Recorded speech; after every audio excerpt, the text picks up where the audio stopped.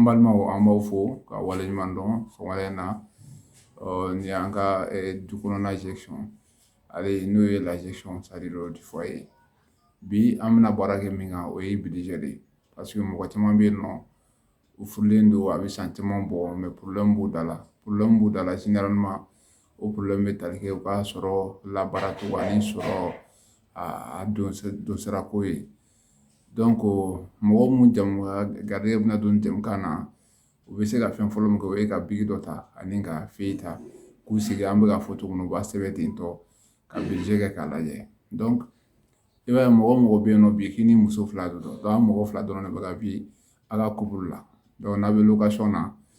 aw kan ka so ta daminɛ i b'o sɛbɛn donc n'a sɔrɔ par exemple sisan aw bɛ so kɔnɔ aw bɛ musaka la 10,000 i bɛ 10,000 sɛbɛn o ye kalo wari in bɛ sara donc o 10,000 in sɛbɛnlen bɛ bila kɔfɛ n'a sɔrɔ aw bɛ malo balo ni malo de ye walima ni ɲɔ walima ni fɛn suguya min donc o bɔrɔ kan ka taa kɛ min na i b'o ta par exemple sisan an b'a ta malo bɔrɔ 50 la 4,000 ka kaba fɛnɛ 50 ta 2,200 la sisan dɔ bɛ 6,000 ni 200 donc n'i y'o fara dɔ in kan o bɛ 12,600 ani 200 jate ma donc an bɛ ji ni courant fɛnɛ ta an b'o sɛbɛn donc an b'o ta équivalent 1,000 donc o bɛ wari se 17,000 fɛnɛ ma an bɛna tuguni safunɛ mun bɛ utiliser so kɔnɔna na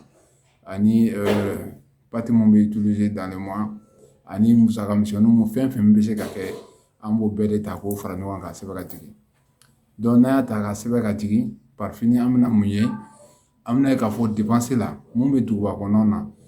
a mana dɔgɔya cogo o cogo olu ka musaka bɔta bɛ taa wagati dɔ la 20,000 ani kɔ ka se 30,000 de ma donc 20,000 ani kɔ ka se 30,000 ma n'i ka musaka bɛ bɔ ma kalo la i kan ka bila kɔrɔ min kɛ sisan i b'o jate bɔ donc n'a sɔrɔ i kan ka 50,000 de bila c'est à dire kɛrɛfɛ bana bɛ se ka cun dumuni bɛ se ka na ko wɛrɛ bɛ se ka na i b'o fɛnɛ fara wari in kan donc i kan ka wari in fɛnɛ mara yen nɔ n'o ye wari marata ye min tɛ dun i fɛnɛ kan ka se k'o bila kɛrɛfɛ fɛ donc kalo o kuma ye mun ye sisan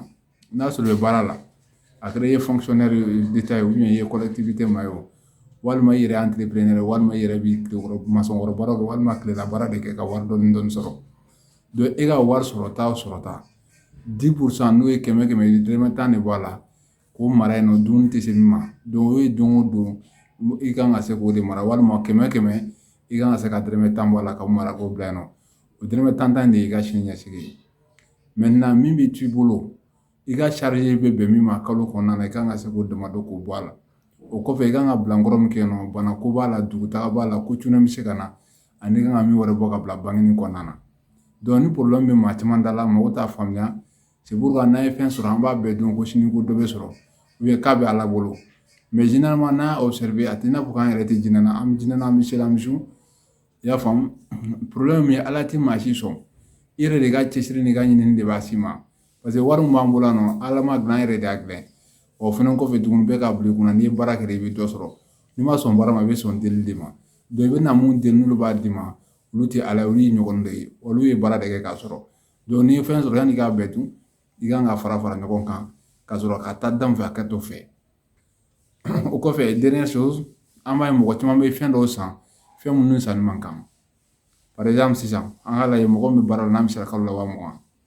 a taara don so dɔ kɔnɔ sisan a bɛ so in sara 8,000 donc wari tɔ tora a bolo 12,000 ye ale yɛrɛ don o don a bɛ 400 dun o 400 fana ye 12,000 sisan donc wari yɛrɛ banna a tɛ se ka foyi k'a yɛrɛ donc i b'a ye a bɛ forfait min ta dans le mois forfait bɛ se ka taa fɔ 400 wagati dɔ 1,000 a bɛ essence mun ta ka déplacement kɛ n'o ye i y'a ye donc par fini wari in yɛrɛ t'ale bɔ yɛrɛ fɔlɔ o kɔrɔ ye mun ye a bɛna don namara la walima a bɛna don juruta la walima wagati ni ko dɔ cunna kan ale bɛ wuli ka taa juruta mɔgɔ wɛrɛ bolo min bɛ kɛ sababu ye kalo bɛ sa ka sɔrɔ ale yɛrɛ ka kalo sara dunnen don ka ban pewu donc c'est des problèmes o kosɔn an bɛ ninnu fɛn ninnu bila sen kan pour que mɔgɔw ka se k'u hakili jagabɔ ka ko faamuya ka ko dilan ka sɔrɔ a ma kɛ ni wagati bɛɛ i bɛ problème walima dusukasi walima kamanagan walima jɔrɔlen don donc c'est la gestion mɔgɔw kan k'u dege mun na dès maintenant parce que diɲɛ tɛna nɔgɔya tugun donc a bɛna gɛlɛya ka taa de o la mun b'a faamuyali kɛ n'u bɛna montage kɛ u bɛna numéro bila u bɛ se k'an wele an bɛ se k'u dɛmɛ k'u ka budget labɛn cogo min na donc hali n'i bɛ école ni fɛnw na donc c'est une question de budget e mago wari min na wari min b'i bolo ani c'est-à-dire i kan ka min kɛ pour que a se ka dɔ fara i ka sɔrɔta kan ka se k'i ka laɲini sabati an bɛ mɔgɔw bilasira la an b'aw fo k'aw waleɲuman dɔn a k'an bɛn nimoro wɛrɛ kan.